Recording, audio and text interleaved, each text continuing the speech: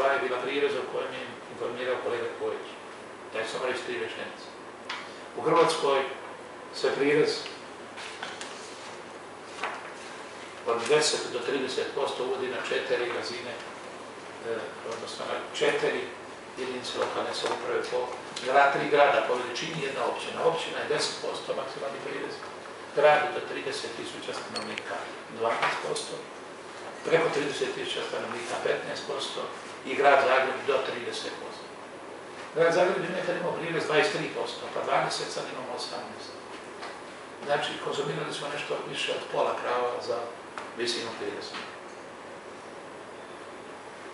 I tome smo izvijestili Gospodarsko-socijalno vijeće, manje više su to ljudi znali, ali ne mislimo, ne kanimo, ni smanjivati prirez u ovoj godini, a još manje ga povećavati. Evo, to su ukratko 2 rečenice sa kojima vam mogu izraziti.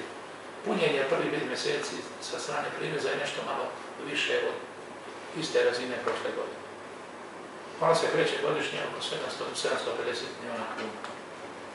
2008. je bilo 820 i nešto milijuna kuna, a ove 9., 10. i 11. negdje između 730 i 745 milijuna kuna.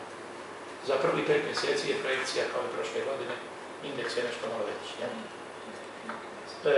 Za prvih 5 mjeseci 332 milijuna kuna, indeks je negdje 107, 106%, 107%.